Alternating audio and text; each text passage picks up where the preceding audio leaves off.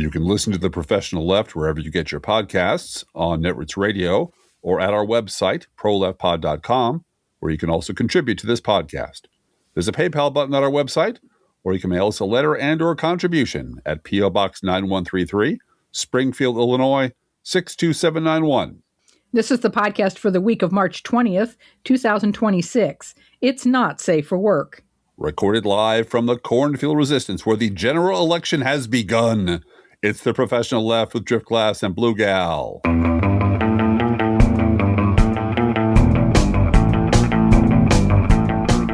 Thank you to Bob Cesca for having you on this week. Yes. Everyone should go check that out. It's always a delight. Bob is great company in troubled times. He really is. And you, both of you were very sweet to say that you miss me being on the show. We miss you terribly. Thank you very much. We do. We miss you terribly. And you miss me because, and one thing Bob said was that he missed me bringing optimism to the show. I know. It's not the Mod Squad without you.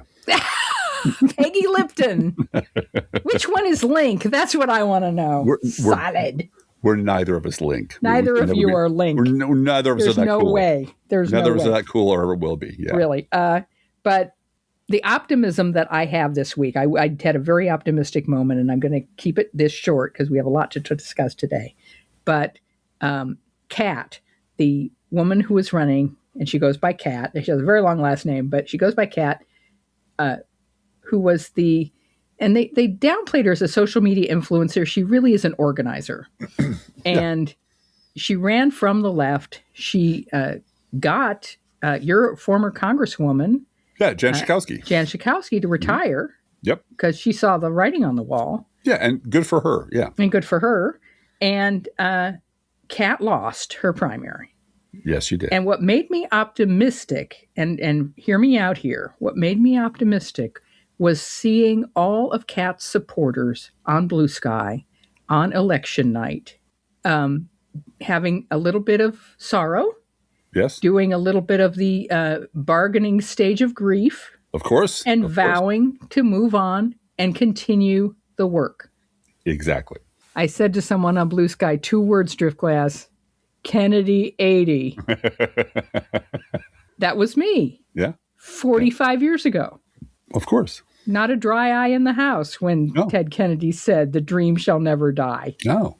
And the dream shall never die. And that doesn't mean that you don't have victories along the way. And I saw Tuesday night the birth of a whole bunch of lifelong activists. Yes. Pushing hard for their vision of the Democratic Party. And their values. Yeah. And they have good values. Yes, they do. They're and great. They don't match mine 100% because I'm old. Right. But boy, am I ready. And I'm not leaving the battlefield, but I am ready to pass the torch, too. Well, I'm ready for fresh troops, you know? Fresh troops, exactly. I'm absolutely ready for fresh troops. And I'm not with fresh ideas, with different ideas. Yeah.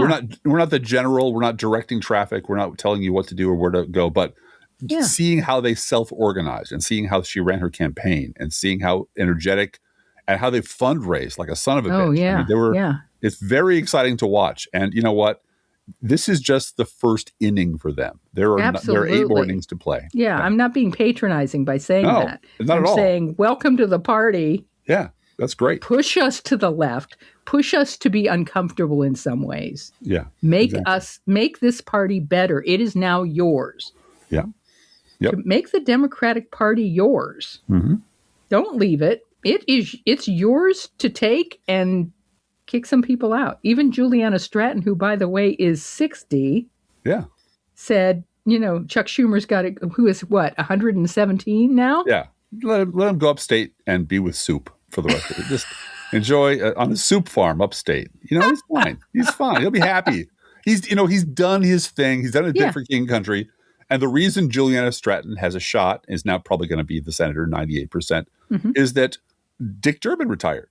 Yes. Because it was time for him to go too. And I can tell you that I'm not telling tales out of school, that his wife is not in mourning over that. No, she's not terribly miserable that he's going to hang it up. It's time to retire. They've done their bit for King and Country.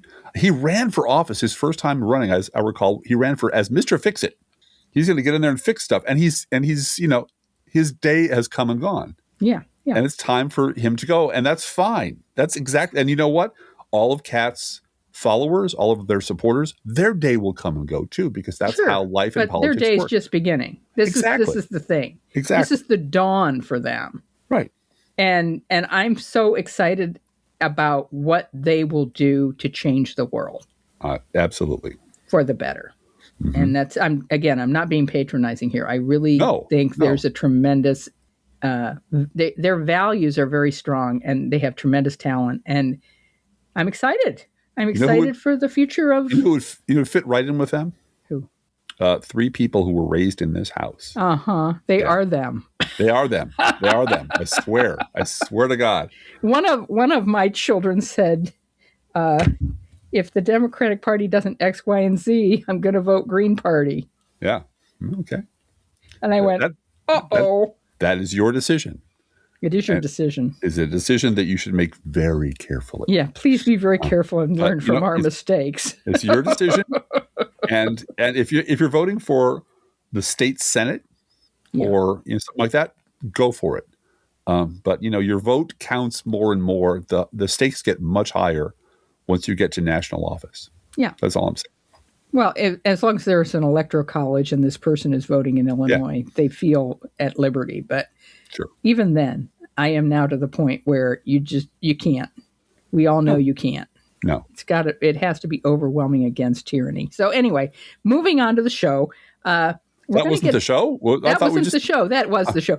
We're going to I am optimistic when I see those people taking over the reins. We're going to get to news from the Illinois primaries and what they do and do not tell us about American politics. But first, we would be failing in our duties as the official No Fair Remembering Stuff podcast if we didn't remind everyone that next week marks, and I'm not making this up, the 22nd anniversary of this moment from the 2004 White House Correspondents Association dinner. Back when Republicans took America to war soberly and seriously with careful preparation and on the basis of unimpeachable intelligence.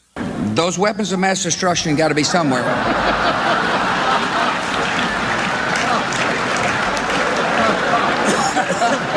Nope, no weapons over there.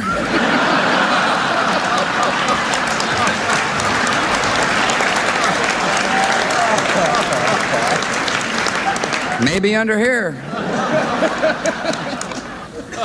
Oops, this photo wasn't supposed to be in here. Yes, that was, in fact, George W. Bush making jokes about finding WMD in Iraq, which you'll remember was the entire predicate for that disastrous war. And since this is audio only, what you can't see is the cream of the Washington press corps and their celebrity guests laughing and applauding their asses off because it was so funny. It was so funny.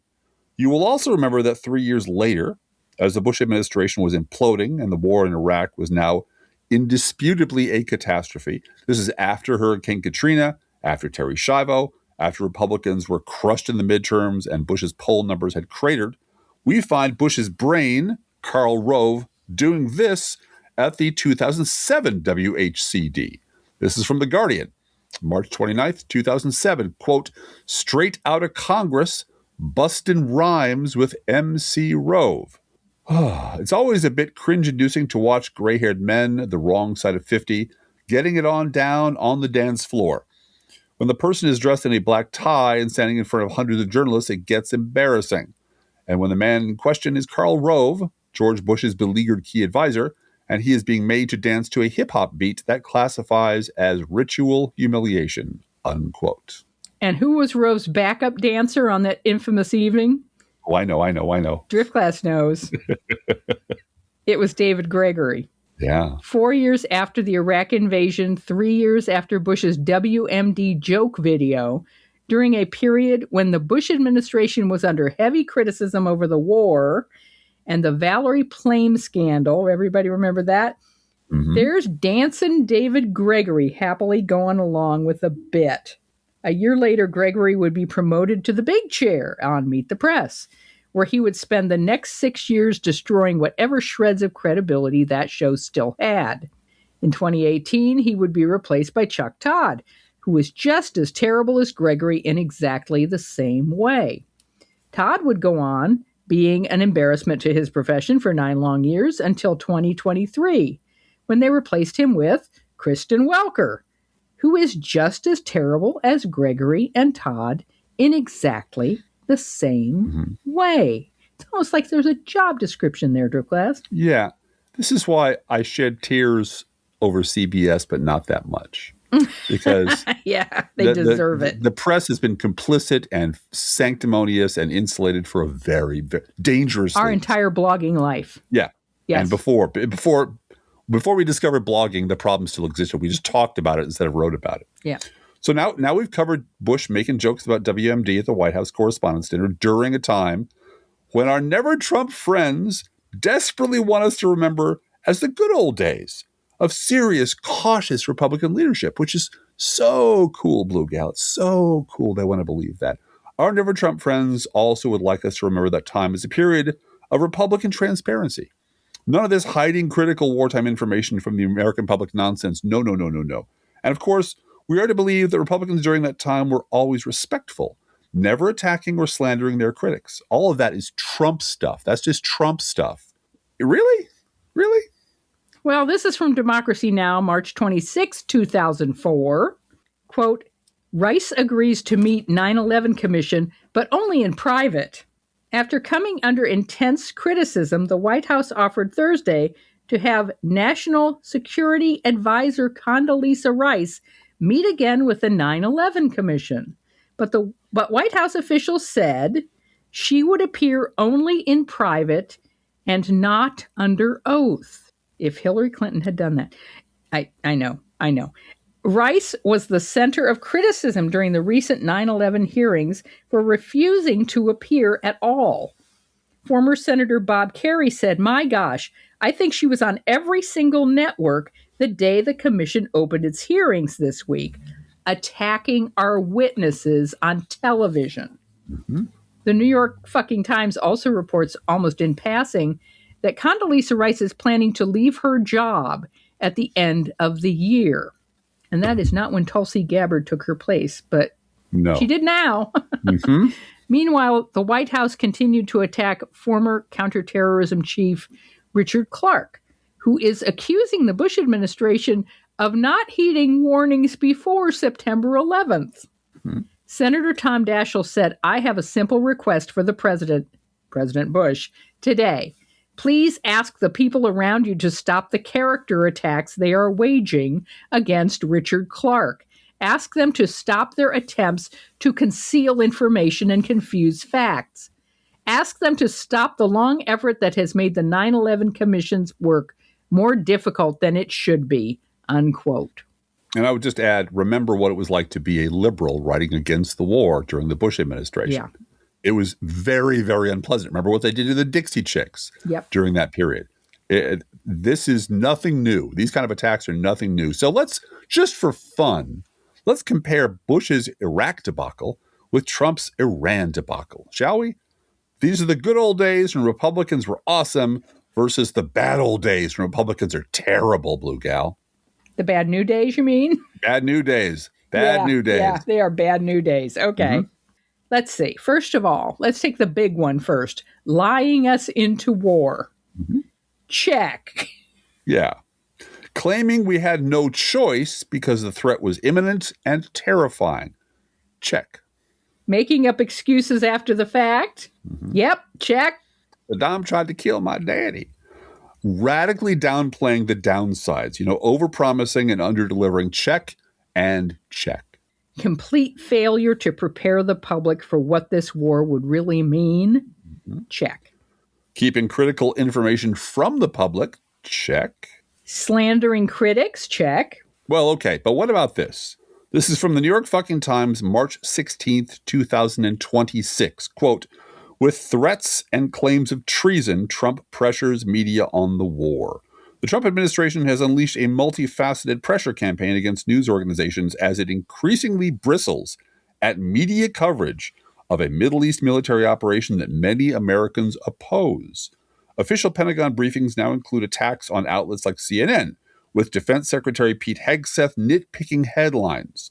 President Trump is turning to his bully pulpit on Truth Social to accuse highly unpatriotic news organizations of airing lies, all caps, about the war and musing about charges for treason, all caps.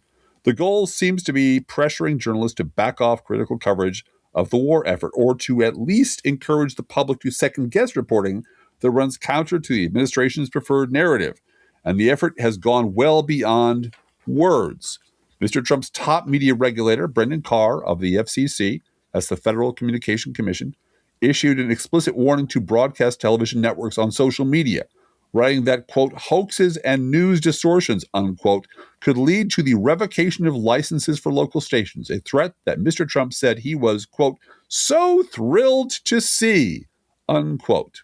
Now, surely, and our Never Trump friends must say, there was no Bush administration equivalent of these attacks on the free press during the before time. No, right? Everything was great. Of course everything not. Was great. Yeah, right up until Trump, everything was great. Funny you should ask, from the Brookings Institution, April 11th, 2006. Quote, throughout the Iraq War, the Bush administration has complained about the tenor of media coverage in Iraq. Paul Bremer did so during the first year of the American presence there, and Defense Secretary Donald Rumsfeld, as well as Vice President Dick Cheney, made the point repeatedly. The complaint that we see only the bad news, not the good, has become increasingly prevalent within the U.S. Armed Forces as well. The broad argument by the American media's critics is often badly overstated. While the overall image of Iraq conveyed by the mainstream media may be somewhat more negative than reality, it is not far off. If we lose in Iraq, it will most likely be because of events on the ground there, not a prematurely wavering political support here. In fact, one can make a reasonable argument that the American public's view on Iraq is just about where it should be, given the facts. The public is enormously impressed by our troops, but depressed about the general lack of major progress on the ground, and upset with the Bush administration for overpromising and underpreparing in regard to the war. Unquote. And then, during the before time, this is the before time section, we come to the filthy business of war profiteering. This is from the Huffington Post, September 17th, 2006. Quote, Halliburton and Cheney, war profiteers in chief, fight to keep their wallets fat. Halliburton's stock has risen 200% since the invasion of Iraq 3.5 years ago. David Lesar, its CEO, made over $40 million in 2004 alone. We all by now know that Dick Cheney retired from the Pentagon in 1993 to accede to the throne of Halliburton, an oil field service company based in Houston. After Mr. Cheney left Halliburton with tens of millions of dollars in his pocket, largely earned because of his connections to Mideast dictators.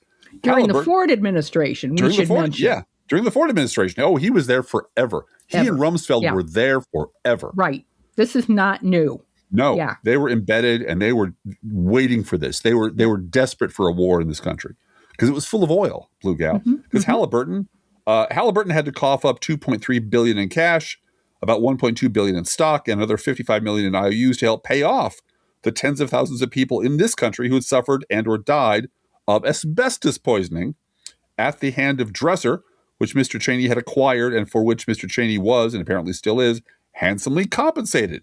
If this sounds a bit like Mr. Cheney's due diligence with respect to weapons of mass destruction in Iraq, it should. He never bothered to look at what Dresser had been before he bought it for Halliburton, and he never bothered to look at what Iraq had been before he broke it for the U.S. Until very recently, there has been relatively little penetration into the popular psyche of the role played by Halliburton in particular and other private military contractors in general. The reason is simple. The Bush administration and its congressional foot soldiers, ranging from George Allen and John Warner of Virginia to Rick Santorum of Pennsylvania, have refused at every turn to allow for any oversight at all, even though Democratic senators asked for such bipartisan review for years, unquote. Of course, it's still early days in Trump's Iran fiasco, but does anyone doubt with so much money sloshing around and so little oversight that Trump and his mob of looters and plunderers will soon be stuffing their pockets as fast as possible? This is from the New York fucking Times, March 13th, 2026. Quote, the oil tankers Trump seized are costing the U.S. millions of dollars. Oh, no. Oh, yes. And when you say the U.S., they mean taxpayers. Right. Although President Trump said seizing tankers would be a financial boon, the cost of maintaining just one aging ship has already reached $47 million. The seizures have put the U.S. government in a financial bind. The ships are highly expensive to maintain, and the Trump administration cannot legally sell the oil in these tankers without a judge's permission. Maintaining the seized tankers has already cost the United States tens of millions of dollars. In one case, $47 million in only 3 months, and complicates Mr. Trump's claims of swift financial victories from his military operations targeting Venezuela and Iran. Unquote. And I got to say, one key difference between Iran and Iraq, between Bush and Trump, is that Bush administration spent years lying about it being a war for oil. Yeah. And Trump says it right up front. Yeah, we're going for the oil. We're taking the oil. We're seizing the oil. It's going to make us all rich. Yeah. So, the mask is completely gone now. It's dumb Iraq. That, as you said, stupid Iraq. It's stupid Iraq. This is the stupid Iraq war. Yeah. I thought Iraq was stupid, but this is stupid Iraq. Stupider, yes. This is from Time Magazine, just to talk about the scale of the dollars that are about to be sloshed around the system. March 19th, 2026. Quote, administration officials have signaled that Trump will soon request Congress to approve tens of billions of dollars in supplemental funding because the Pentagon doesn't have enough money, Blue Gal, to replenish U.S. weaponry supplies. Defense Secretary Pete Hegseth, didn't they just spend a shit ton of money on lobster tails and pianos and so forth? They had to have the steak with it for the surf and turf, yeah. But now they need more. Pete Hegseth confirmed on Thursday that the Pentagon had sent the White House a request for, wait for it, $200 billion in additional funds, though he stressed that the figure could move. It takes money to kill bad guys, Hegseth told reporters, so we're going back to Congress to ensure we're properly funded and what's been done and what we may do and have to do in the future. He added that the money was needed to ensure the country's stockpile of ammunition is not just refilled, but above and beyond, unquote. That's your money, people. That's your money. Yeah, your money. Then there is this depraved Trump-era innovation from The Atlantic, March 18th, 2026. Quote, maybe turning war into a casino was a bad idea. A disturbing new low in the polymarket era. On March 10th, the journalist Emmanuel Fabian reported on a missile that had been launched from Iran. The warhead hit an open area outside Jerusalem, which Fabian confirmed by speaking with rescue services and reviewing footage of the explosion. He wrote a short post on the Times of Israel's live blog and moved on. Meanwhile, gamblers had wagered millions on the unfolding events of the conflict. Fabian's post became the subject of a major dispute on Polymarket, a popular prediction market where people can bet on the outcome of almost anything. The site had allowed users to guess when Iran would initiate a drone, missile, or airstrike on Israel's soil. More than $14 million was riding on whether such an attack had happened on March 10th. People started reaching out, asking Fabian to change his article. See, now it's the sting. Now it's past posting, Just let that sink in a minute. Yeah. Let's rewrite history so I can win a bet. For some degenerate gamblers. Right. Yep. Right. I mean, that's where we're at. Mm-hmm. Some argued that Israel Defense Forces had not officially mentioned such an attack occurring on that day, and others said that the explosion he had reported was a result of a missile being intercepted, which according to Polymarket's terms wouldn't count as a strike on Israel's soil. It wasn't regulation, Blue Gal. It wasn't regulation.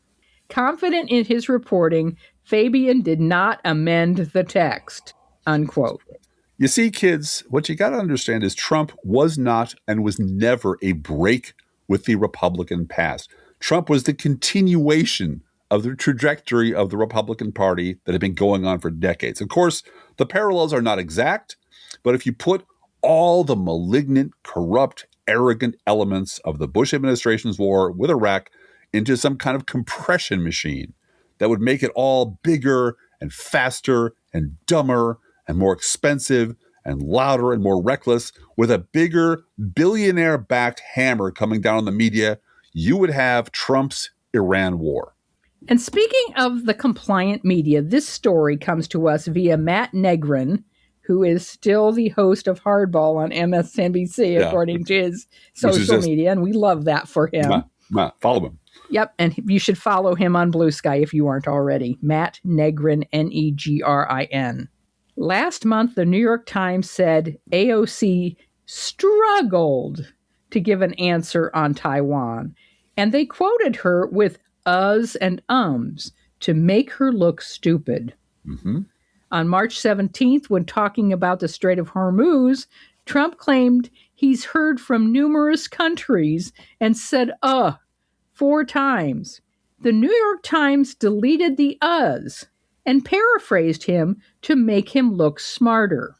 If the Times had quoted Trump as they quoted AOC, it would be, numerous countries have told me they're on the way, some very enthusiastic about it, and some aren't, and some are countries that we've helped for many, many years, Instead of quoting Trump's stumble, they cleaned it up as others are not demonstrating sufficient enthusiasm for his demands, he said. In another story yesterday, the Times quoted Trump and deliberately removed an entire sentence he said, insulting Jasmine Crockett. I just want to point out, this is the paper of record quoting the President of the United States and rewriting what he said. Mm-hmm. A reader who did not see the video would have no idea that in the middle of this, Trump said, these are smart people. They don't get there. You know, when you deal with some of these people, you're dealing with high-level intellect, very high IQ people. These are not Jasmine Crockett and her group. Yeah, we know what group he's talking about. Yep. The Times removed Trump's racist comment and once again cleaned up his uhs, you knows, and ums. And as our friend Blue Gal, friend of the pod, Blue Gal, reminds us, this is nothing new, nothing at all. A year ago in May, everybody from the AP to Foreign Policy to Canada's very own Global News edited out the insane Hunter Biden shit from their Oval Office Zelensky transcripts. A reporter had asked a very simple question. What if Russia breaks the ceasefire? Hey, remember the ceasefire, Blue Gal? That was going to solve everything. Man, it was going to be great. This is Trump's answer, and thank you to Forbes magazine for being one of the mere handful of outlets to quote the President of the United States verbatim and in toto. Quote, well, if they, what if anything? What if a bomb drops on your head right now, okay? What if they broke it? I don't know. They broke it with Biden because Biden, they didn't respect him and they didn't respect Obama. They respect me. Let me tell you, Putin went through a hell of a lot with me. He went through a phony witch hunt where they used him and Russia. Ever hear about that deal?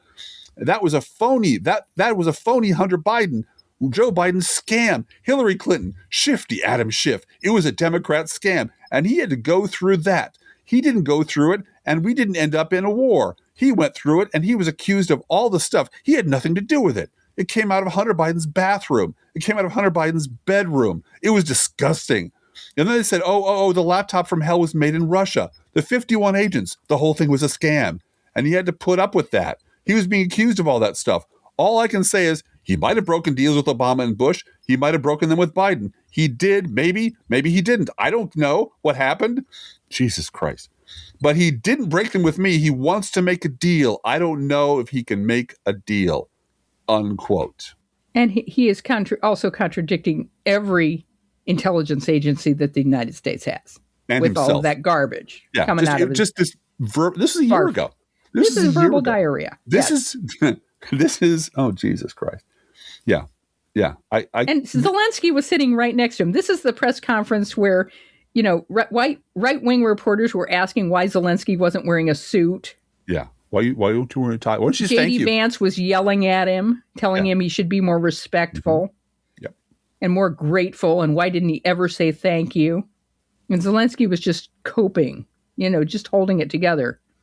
And as I reported at the time, the publication known as Foreign Policy, which used to have a reputation, cut all of that out, everything Driftglass read out, and noted that their article's transcript, they called it a transcript of the president's remarks, quote, had been edited for length and clarity, unquote.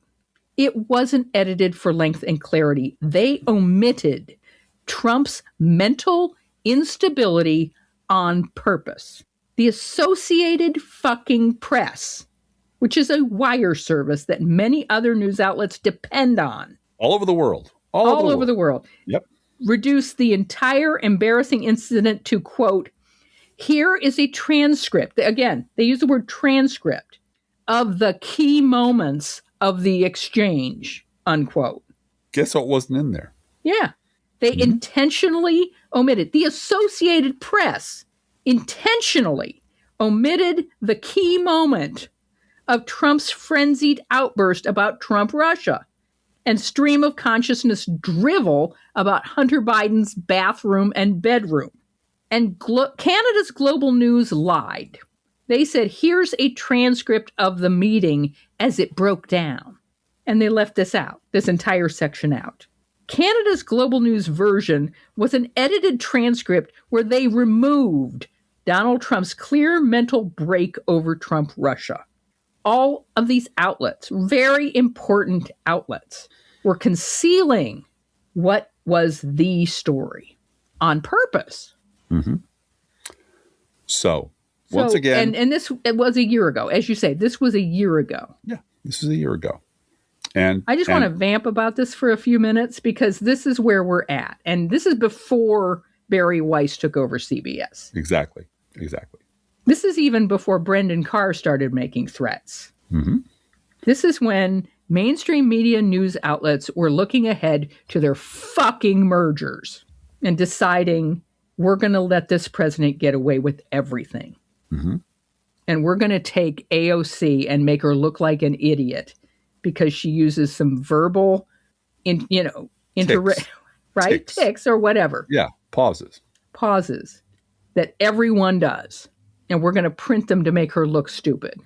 And just to be clear, this vomit, this insane vomit that came out in front of cameras, in front of the world's press. In answer of a serious foreign policy war question. This completely deranged bullshit came out months after he was re-inaugurated as president of the United States. Mm-hmm. And it wasn't like he has suddenly snapped. This is the same guy who was that guy during the 2020 election. This is the same guy they elected in 2016. At this point, Trump is a completely known quantity. There's no excuse for pretending that you don't know what he meant or that he's just having a bad moment, etc. This lunatic is who your Republican friends and neighbors and colleagues and family members voted for. They didn't vote for the sane guy. They voted for this fucking lunatic, knowing that he was nuts. Yeah. And relying on the legacy media, just like you said, who were terrified that their license would be pulled or their mergers wouldn't go through, relying on the legacy media to cover it up. Yep. To pretend it wasn't happening, which is exactly what they were willing to do during the Bush administration, during the Iraq War. Perfectly willing to roll over for Bush out of terror of telling the truth and stand around like fucking idiots clapping and cheering as George W. Bush made jokes about not being able to find WMD all the way back 22 years ago. 22 years ago. Yep. This is your Republican Party, people. This is your Republican Party. Well, and white privilege is a hell of a drug. Yeah. And so never let your never Trumper friends tell you that this all started with Bush, because it fucking well didn't. Nope. And it infuriates me every time I see one of them just claiming that, well, we're just not going to talk about the before time. We're just going to talk about what happened after I left the party. Because they like their tax cuts, too. I mean, that's a big part of it. We're not going to talk about the time I spent creating this monster. We're only going to talk about the time I left the Republican Party and joined the MSNBC crew to tell liberals how to run their party because they don't know what the fuck they're doing. However, it turned out that the left and Democrats, if you separate those two, the progressives, all of us, the democracy guys, had a pretty good day on Tuesday in Illinois. Yeah. We did pretty well. So now, as promised, here's a roundup of the most interesting and some of them are infuriating results from a bunch of primaries you probably have never heard of. This is from the Alton Telegraph. Mary Miller, and we call her Mary Nazi Miller, and Jennifer Todd win Illinois' U.S. Congressional 15th District primaries. The votes are in. Primary voters across southwest and central Illinois have picked Democrat Jennifer Todd and incumbent Republican Mary Nazi Miller, in the battle to represent Illinois' 15th U.S. Congressional District. I just want to talk about geography for a second. Yeah, please do. We are in the 13th District. The 13th District is a little tiny snake that goes up into the 15th District. Yeah, it's wild. It runs along I-55. It is urban areas, and it runs from college to college to college to college. It was designed by the Democratic Party of Illinois to put a Democrat from downstate into the Congress. And it worked. It took a number of tries to get that gerrymandering right so that Nikki Budzinski could win. That's right. And she did. All right. And she's now been a two-term congresswoman. Okay. Mary Miller's district surrounds the 13th. And I think it may be, except for like Wyoming, which is just one district, the whole state. Uh-huh. I don't know how many congressional districts run from the eastern border of the state to the western border of the state. Yeah, it's huge. All the way across the state of Illinois. Mm-hmm. It is farm after farm after farm. Mm-hmm. And all of the urban areas in that region have been cut out to go in the 13th. Right. So that's what we're dealing with. And this is why, and we'll talk about Jennifer Todd. We're going to talk about her in a minute. Let me get back to the article. Miller's race was called at 8:45 p.m. with just 35% of precincts reporting because they could. Mm-hmm. At the time, she boasted a more than 50-point lead over fellow Republicans Ryan Tebruge. We're never going to hear from them again, so it doesn't really matter. Mm-hmm. And Judy Bowlby. Todd's race against opponent Paul Davis remained tight until after 10:05 p.m. 2 minutes later, the Associated Press called the race for Jennifer Todd. Mm-hmm. Miller has been in office since January 3rd, 2021, 3 days before January 6th. How interesting. Succeeding John Shimkus upon his retirement. Yeah. Yeah, he was a piece of work. I could tell you stories about Shimkus, but anyway. Her team did not share a statement on the campaign before publication. Jennifer Todd, a self-described second-generation nurse, single mom, and daughter of a veteran, told the Telegraph that she was excited to win her race and shared plans to communicate her victory with the public following Tuesday night's results, unquote. Now, we have met her. We did. Jennifer Todd, the Democrat running against Mary Nazi Miller. Well, and we met, she's running in the 15th. She came all the way to the 13th to raise money. support and money and postcards and so forth, because she knows that, we're solid citizens and we support her. Yeah, right. And we will do the activism of writing postcards to constituents. Yep. And the other thing is she has a plan. She does. For how to deal with the size of this district in terms of not only campaigning, but constituent services. Because Mary Miller doesn't show up. No. She doesn't hold meetings. She just doesn't do town halls. No. She doesn't go to meetings. She doesn't travel her district. She says, I love Trump, and she goes to Washington. Right. And for the MAGA trash that make up most of the 15th, and the MAGA trash that's fine. And I would love for Jennifer Todd to win in this district. Yeah, that'd be great. And I know she's going to fight, and I know she's going to get more votes than anyone thinks she's going to get. Fair. Because these voters, these rural voters, are going to see her in person. Yes. Because she has already outlined to us, hardcore Democrats in Springfield, who she came to talk to about what was ahead for her, her plan to, put miles on her car. Yeah. Well, and talk to about go from she's a nurse. Talk about rural health care. Rural health care. Rural hospitals. So she's going to have to drive from the Indiana border to the Mississippi. Over and over again. Yeah. Over and over and over again. Yeah. That's a lot. That's a lot to take on. And she, to be perfectly blunt, is probably going to lose. Yeah. But She's doing this because she's a decent human being, a good citizen, believes it's her duty.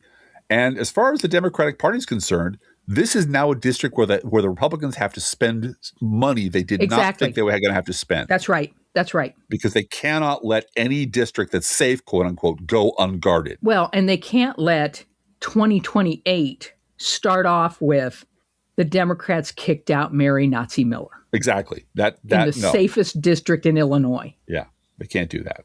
Or even gave her a run for her money.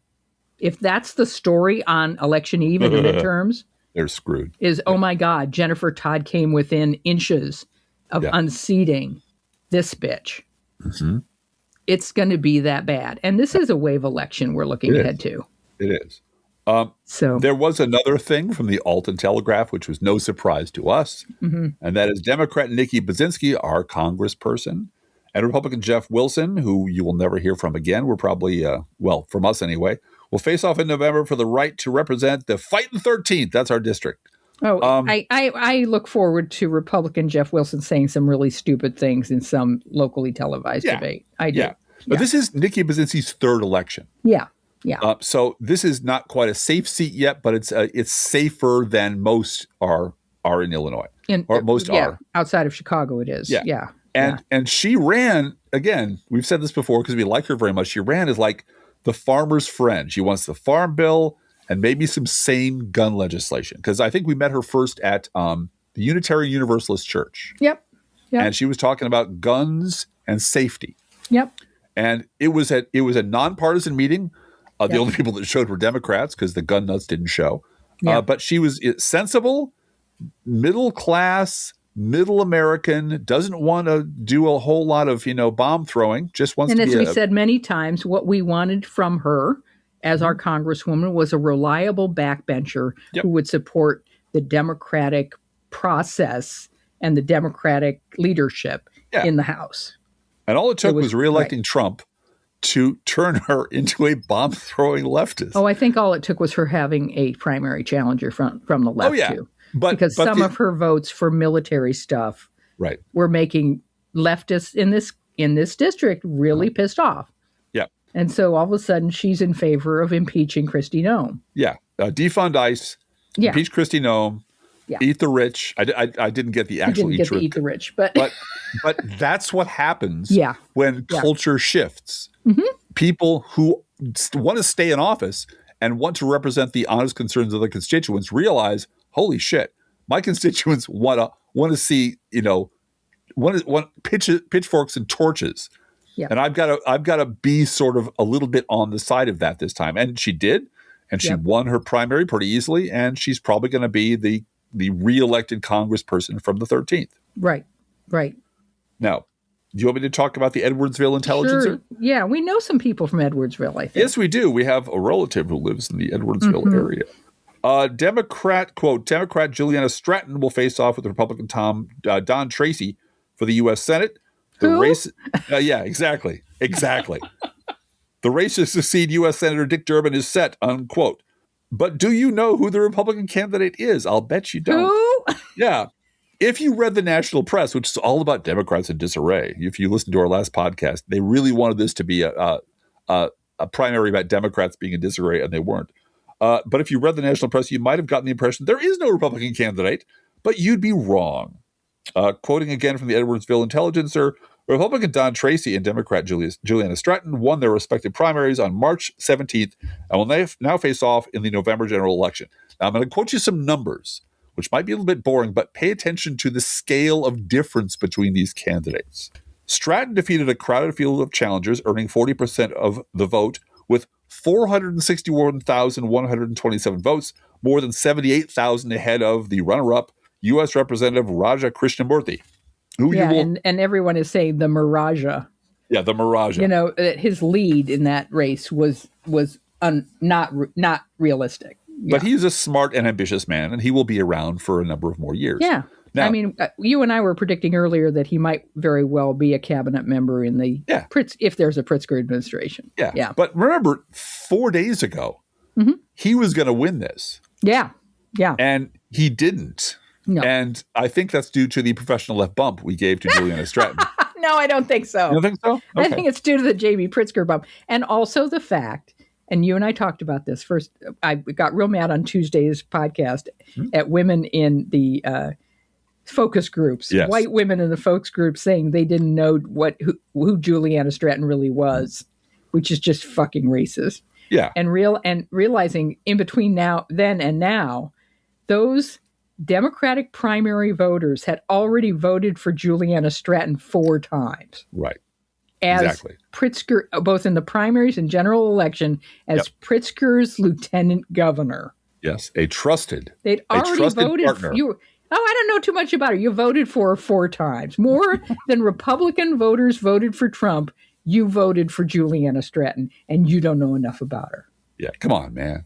Fuck. Now, the Republican candidate also scored a decisive win, earning 39.8% of the vote with 205,000 votes, 205,310 votes, nearly 88,000 more than the runner-up, Janine Evans. Now, that's impressive. So already, Juliana Stratton has gotten double what the Republican vote got in his primary. Yeah. Just in numbers. Just in terms of primary voters, the voters who are motivated to go to the polls, she's pulling twice as many votes than he pulled, which is why we think she has a pretty good shot at being the next U.S. Senator from Illinois. The odds are in her favor. Yeah.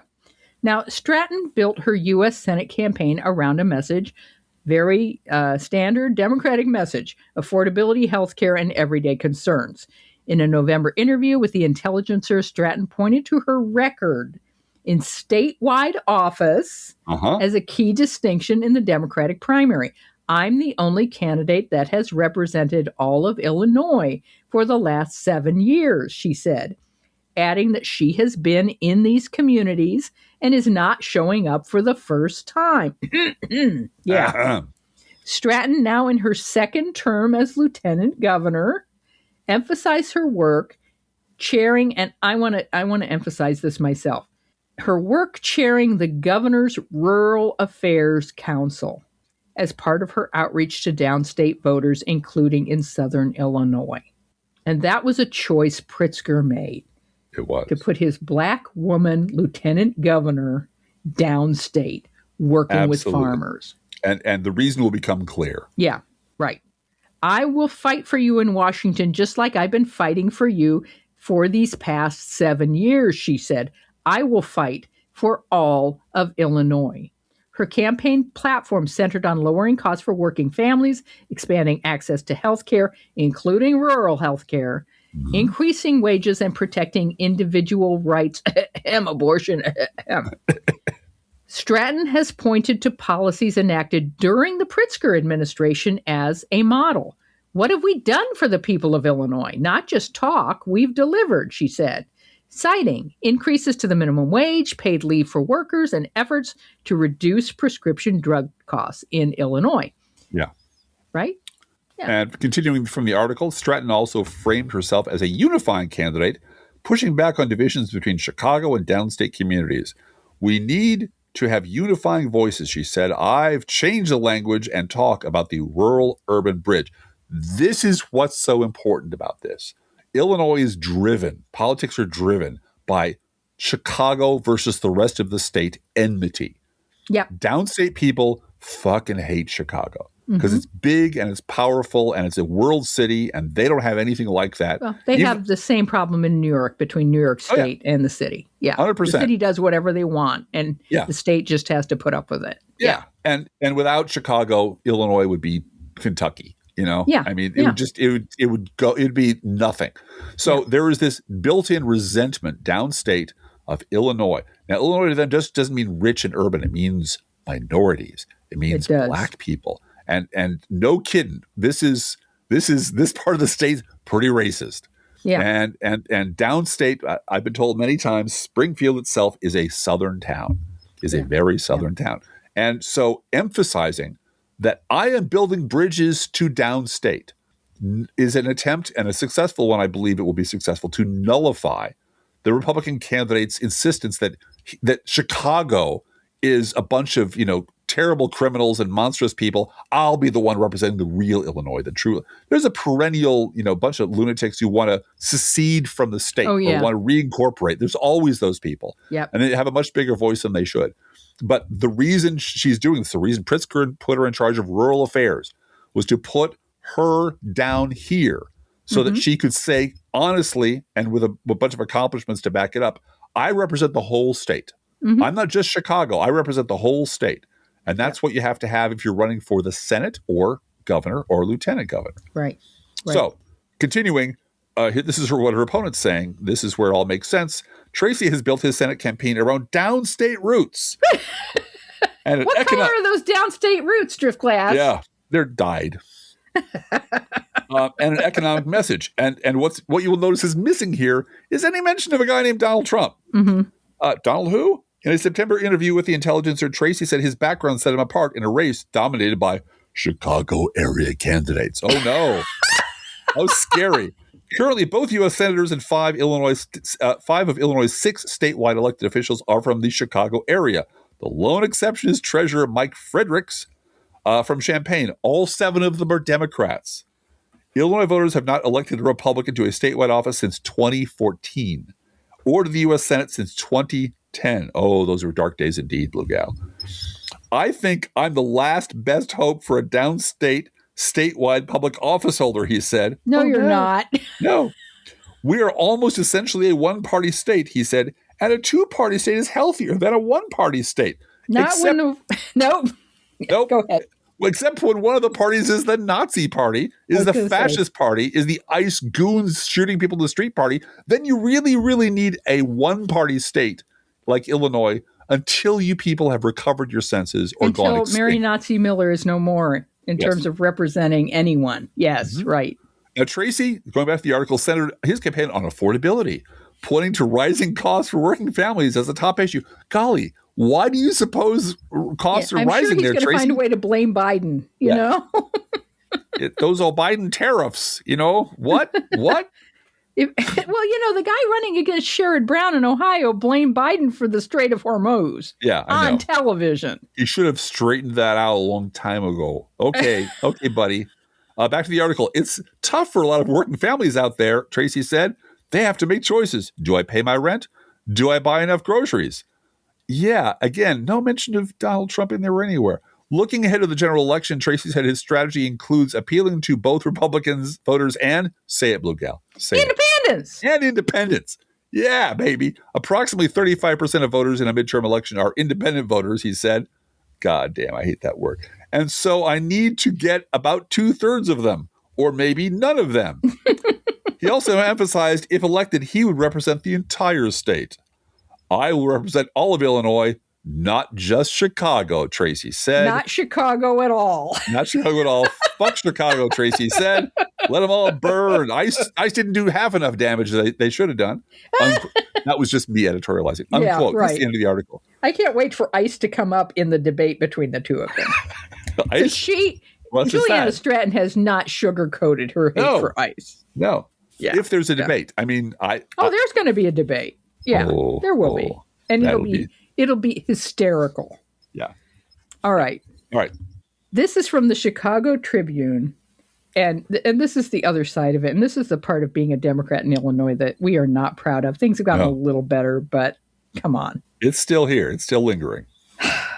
State Senator Emil Jones III, who faced federal corruption charges, wins Democratic nomination for his South Side seat.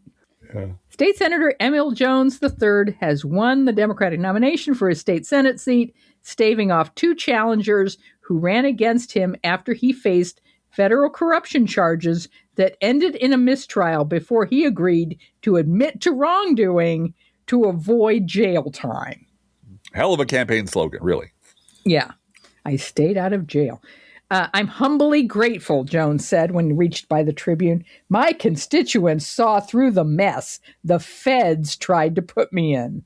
Jones's campaign for another term came after he'd fought a federal case in which he was accused of taking bribes from a red light camera company executive in exchange for protecting the company from adverse legislation in Springfield. The case ended in a mistrial last year, after which Jones entered into a deferred prosecution agreement that included admitting he made false statements to the FBI, unquote. We had this situation in Alabama as well, I have to say. Yeah. Now, fun fact, State Senator Emil Jones III is the son of former Illinois Senate President Emil Jones Jr. Yeah. And on our last episode of the podcast, we talked about Dorothy Tillman, Alderwoman Dorothy Tillman's son, running in, I think it was the Senate election. You know, he's a minor character, kind of a weirdo, calls himself doctor. But Illinois politics, I cannot emphasize this enough, used to be a lot worse than this. There was the Stroger family, the Daley family. There were a whole bunch, but very dynastic politics. You know, politics is a family business. That's why Darren LaHood is in Congress, because his dad was Ray LaHood. And that's just how things roll here. So speaking of dynastic politics in Illinois, this is from Politico. Quote, Jesse Jackson Jr.'s comeback bid fails in Illinois primary. Jackson's comeback bid transformed the race into a high-profile showdown with the former representative, leaning on his deep name recognition. But Jackson, who resigned in 2012 and served prison time after pleading guilty to wire and mail fraud for misusing $750,000 in campaign funds, was unable to successfully reframe his past as a redemption story. And then two other key points about this election that are just embarrassing and infuriating. Meanwhile, Donna Miller, who defeated Jackson for the 2nd District congressional race, consolidated support across key parts of the district and benefited from spending by a group aligned with, say it with me now, AIPAC. Which funneled more than $4 million into ads promoting her campaign. The spending helped elevate Miller's profile even as a separate PAC, the Leading the Future PAC, which is funded by OpenAI stakeholders, spent more than $1 million to promote Jackson after he signaled support for the industry with op-eds and advertisement, unquote. That's so it's just AI and AIPAC. Yeah. Just flooding the zone with money. Just obscene. With oddly named, winning the future and future the future and educating the future. And it's freedom moms who love freedom. It's embarrassing. It makes me embarrassed to be an Illinois Democrat, this money situation. And we as Democrats are the only adults that have the capacity to fix this. And we're going to have to insist as base voters that our elected politicians fix this. Yes, because here's the thing. As bad as this is, and it's really bad, I cannot ask my party to unilaterally disarm. No, or they get destroyed. Not. When Trump can raise $500 million over Stop the Steal. Yeah. Sorry. No. Yeah. No. Now get this is like gerrymandering. Right. Democrats are in favor of an independent commission that would redraw congressional districts fairly and get gerrymandering to hell. The people who don't want to do that are Republicans. Yeah. So Democrats are not going to, again, unilaterally disarm. That's insane. That's stupid. Now, it makes us look tainted. It means we are using the weapons of our enemies. I don't care. Right. I really don't care. Redistricting California 50, the ballot initiative that allowed the Democrats to redistrict California to stop what Republicans wanted to do in Texas and elsewhere. Yeah, once we all agree in a bipartisan friendly way to get rid of Citizens United and restrict campaign advertising and quit saying corporations are people, I'm all for it, man. And shorten the election cycle to 2 months. I'd be thrilled with that. But there's just too much goddamn money in this country in the hands of the wrong people. Right. Meanwhile, in Illinois House District 1, this is the state house, one of Jesse Jackson's other children, Jonathan Jackson. Not the state house. Illinois House District. Oh, it's House District, not Illinois House. All right. Well, the way this is written, it makes it look like Illinois House, and it's the Illinois U.S. House, District 1.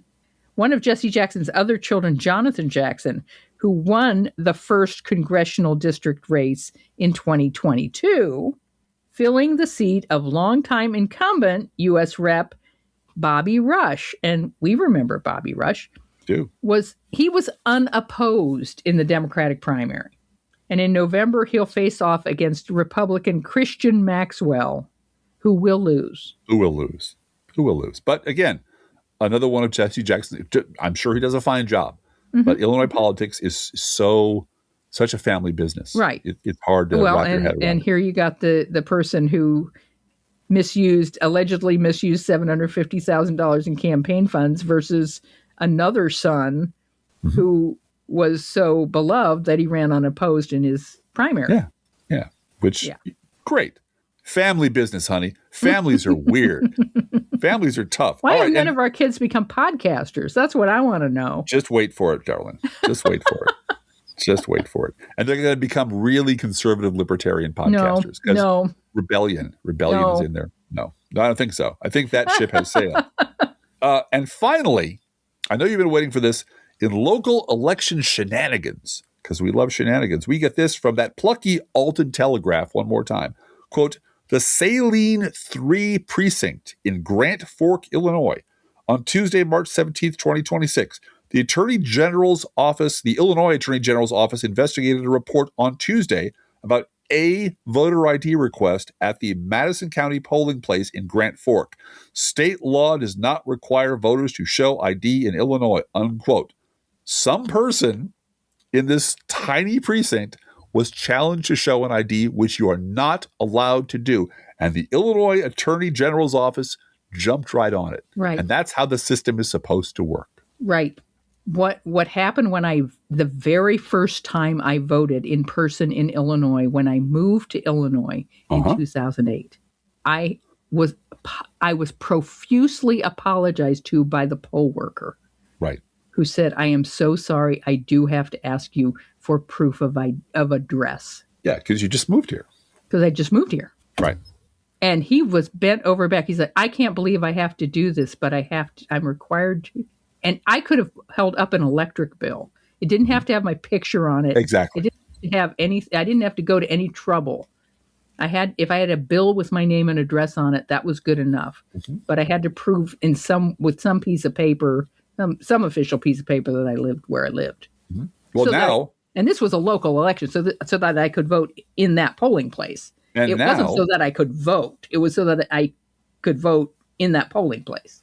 Now we both have voter ID, don't we? Which is our voter registration card. Yeah, they mail it out to us. We have a voter registration card that proves we're registered voters. I keep mine in Driftglass's wallet. I know, and we've never been asked for it. And you know why? No. Because in local elections, they know who you are. They're your neighbors. They know your signature. And we know the lady that bakes cookies at the church where we vote, right? That's the that's the beauty and genius of local elections. Yeah. Local people are very good at spotting people who want to commit election fraud, which is why there is virtually no election fraud anywhere. It's so on the ground in these small precincts. It's very local, and it's going to be almost impossible. I'm not going to say impossible, but Trump is crazy, as he is, thinking that he can just go around messing with elections. Well, and that's why because it's not just about him. It's about lots and lots of local officials who need to get elected. All of them. And that's why the SAVE Act has nothing to do with protecting elections from a non-existent wave of voter frauds. It's all about making it much harder for certain people to vote because Donald Trump and especially Republicans women, do not want you to vote. They want you to stay home or be frustrated or be turned away at the polls. Or be scared. That's the only way they can hang on to power in the fall. That's the only way they can do it. By the way, how did we vote? What method did we use to vote in this primary, Driftglass? Well, I just I blew in a call to Juliana Stratton and said what should I do with this piece of paper? No, we filled out mail-in ballots, mail-in ballots. We all signed them. I got signatures from my family about authorizing me to drop them off. Right. I put them in the sleeve. I put the sleeve in the envelope. I put the banana in the coconut and called me in the morning. We all had to put it. Yeah, there are several layers of paper that go between your ballot and the outside envelope. I'm sorry. And you put them all together. I misquoted the song. I put the light in the coconut and it called me in the morning. And then I hopped in our ancient van. I drove over to the drop box. Yeah. And it's outside the county courthouse where we got married. Right. Which is a very secure, very heavy iron locked box, and I It's dropped the bolted envelopes to the in there. sidewalk. Yeah. Yes. And I dropped them in there. Yeah. Boom. Done. And weeks ago. Yes. Yes. And I took my sticker, which came with my ballot, right. and peeled that it said off. I voted by mail. And I stick it to the back of my computer to show everybody that, this machine kills fascists. Yeah. Multiple times he has that sticker on the back of his laptop. I do. I have extras just in case, I'm running kind of a little low-key black market in I voted stickers. So talk to me. Of course, it only works for Illinois because I don't know what your stickers are in other states. All right. It's getting late here, Driftglass. Anyway, let's go. So once again, today, we're restricting ourselves to one national news headline. The most important story, really. Will it be war? Will it be the economy? Tulsi Gabbard shitting the bed hard in front of the Senate Intelligence Committee. The Israeli airstrike on Iran's South Pars gas field, and Iran later attacking Qatar's Las Rafan liquefied natural gas facility, two of the region's most important gas sites that sent gas prices rocketing up again. The Varieties of Democracy Institute report said the U.S. suffered a derailment of democracy driven by suppression and intimidation of media and dissenting voices, while freedom of expression fell to its lowest level since the end of World War II. Is it going to be any of those stories, Driftglass? No. They all pale in comparison to this story, which comes directly from a woman named Marjorie Taylor Greene. I think I have that right. Marjorie Taylor Greene. I'm quoting her directly now. Quote, I wholeheartedly support Megyn Kelly telling the world that Mark Levin has a micro penis. What? Yes. Because, that's important. It's 5-year-olds on the playground. All of these people are fucking children. And the worst insult they can think of is micro penis. I'm continuing. It's the most deserved insult. And I don't care if it's vulgar. Of course you don't, because vulgar loves vulgar. And Trump's gigantic defense of Levin, this is where it comes in, only enraged the base more. People are done, all caps. MAGA destroyed by micro penis Mark Levin, unquote. They're toddlers. They're idiots. And you said that when we were going over our show notes. You said this is, playground taunts. Yeah.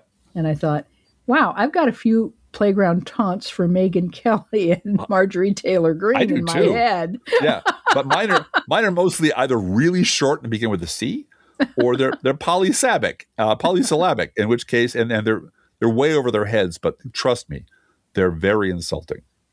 I should tell you what my Russian novel teacher told me about swearing, but that's a different story for a different show. Well, it's ironic you should say Russian, Driftglass.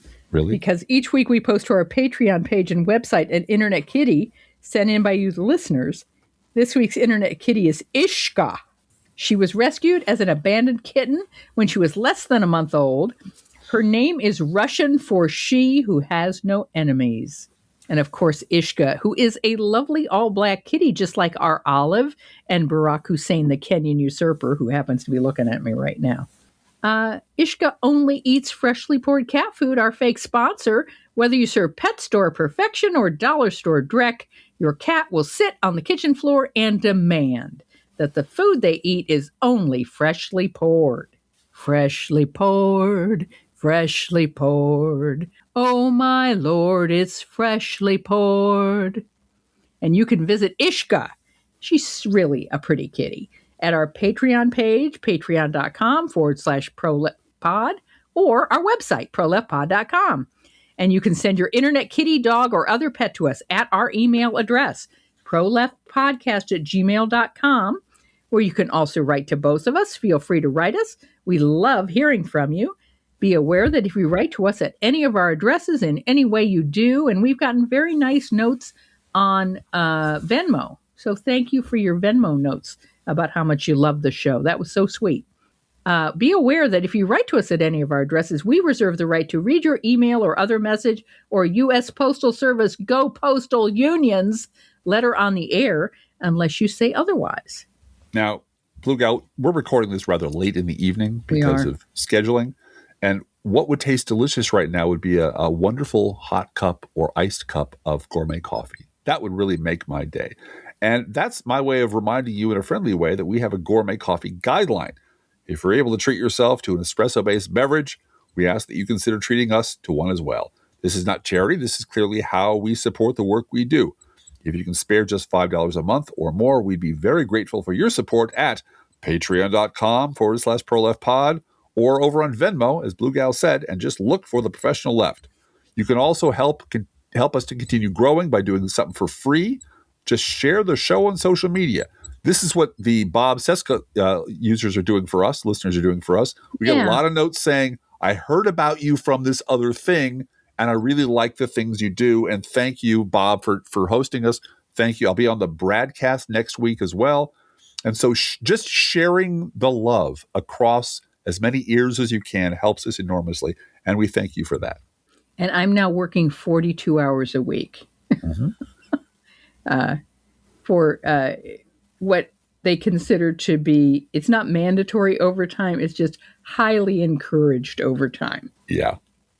So, I appreciate that you and Bob, that you're doing all these other shows to promote our show while I'm at work all day. And no kidding. Just sitting in the office because I have to have health insurance. That's the reason I'm doing it. And you are missed terribly. Well, I really had to leave the field of battle to get health insurance for me and my kids. Well, so. you left one theater. I left I left a big chunk. But here you are late on a Thursday night. Yeah. Here we are Thursday night at 9:19 p.m. Finishing up the show, and now I'm going to go put it together. So, I mean, I won't go to bed until this is all done. So, we are making an effort, aren't we? Mm-hmm. Yes, we are. Yes, we are. And hey, Driftglass, how are the Internet kitties doing this week? Well, Blue Gal, the Internet kitties honestly can't think of a more vulgar insult than calling someone a Republican. Let's think about living. Let's think about loving. Let's think about the hooping and the hopping and the bopping and the loving, lovey-doving. Let's forget about the whine and the crying, the shooting and the dying, and the fellow with a switchblade knife. Let's think about living. Let's think about life. The Professional Left podcast is produced and recorded under a Creative Commons license. Copyright DGBG Productions. ProLeftPod.com.